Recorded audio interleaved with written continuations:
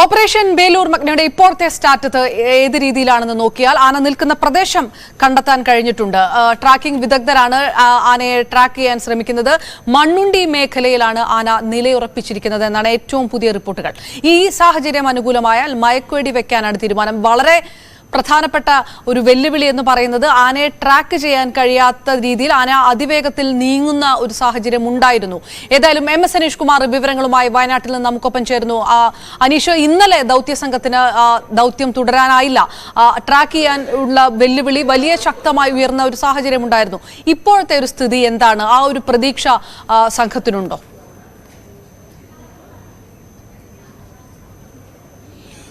അപർണ, ആ ആശ്വാസം മാറിയിരിക്കുന്നു എന്നാണ് നമുക്ക് ഏറ്റവും ഒടുവിൽ കാട്ടിൽ നിന്നും ലഭിക്കുന്ന വിവരം. കാരണം രാവിലെ ആനയുടെ ലൊക്കേഷൻ ട്രാക്ക് ചെയ്യാൻ അധികൃതർക്ക് കഴിഞ്ഞിരുന്നു. മണ്ണുണ്ടി ഭാഗത്ത് ഈ വലിയ പുഴയുടെ അടുത്തായിരുന്നു, ഏതാണ്ട് ഇന്നലെ കണ്ട ആ സ്ഥലത്ത് ആയിരുന്നു ഉണ്ടായിരുന്നത്. പക്ഷേ അവിടെ നിന്നും ലൊക്കേഷൻ ആന മാറിയിരിക്കുന്നു. ഇപ്പോൾ ഏത് ഭാഗത്താണ് എന്ന് കൃത്യമായി അധികൃതർക്ക് മനസ്സിലാക്കാൻ കഴിയുന്നില്ല. ഏതാണ്ടൊരു തത്വത്തിൽ ആ ഭാഗത്താണ് എന്ന് ധാരണയുണ്ടെങ്കിൽ പോലും കൃത്യമായ ദിശ ഇപ്പോൾ കാണാൻ കഴിയുന്നില്ല.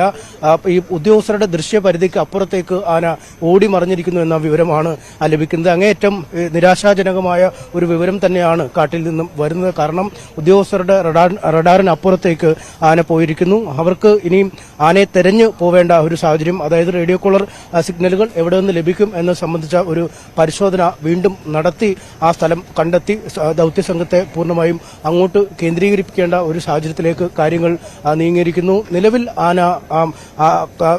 ആനയെ ഉദ്യോഗസ്ഥർക്ക് കാണാൻ കഴിയുന്നില്ല.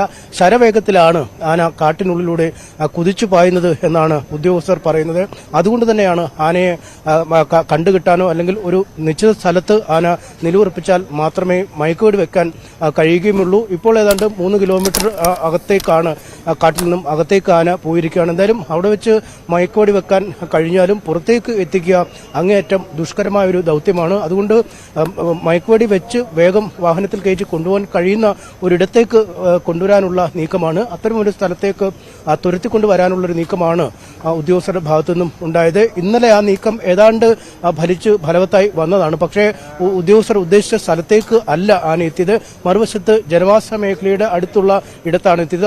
അതുകൊണ്ട് തന്നെ ഈ കുങ്കിയാനകൾ പിന്നീട് തുരത്തിയപ്പോൾ പെട്ടെന്ന് അവിടെ നിന്നും ആന രക്ഷപ്പെട്ട് മറ്റൊരിടത്തേക്ക് പോവുകയായിരുന്നു. അതിനുശേഷം ഈ പൊന്തക്കാടുകൾക്കും മറ്റും ഇടയിലാണ് പലപ്പോഴും ആന നിലയുറപ്പിക്കുകയും ചെയ്തത്. അതുകൊണ്ട് തന്നെ ഈ വെടിവെക്കാനുള്ള ഒരു കൃത്യമായൊരു ദിശ ലഭിക്കാത്ത സാഹചര്യത്തിൽ 3 തവണ ഇന്നലെ ഈ മയക്കുവെടി വെക്കാൻ നാട്ടുകാർ, ഈ ഉദ്യോഗസ്ഥർ ശ്രമിക്കുകയും ചെയ്തു. എന്തായാലും ആ ശ്രമങ്ങളൊക്കെ പരാജയപ്പെട്ട ഒരു സാഹചര്യമുണ്ട്.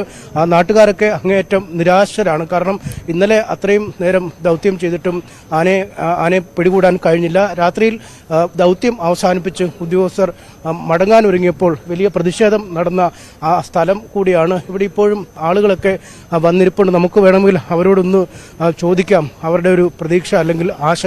കാരണം 2 ദിവസമായി ഇതേ മണ്ണുണ്ടി മേഖലയിൽ തന്നെയാണ് ആന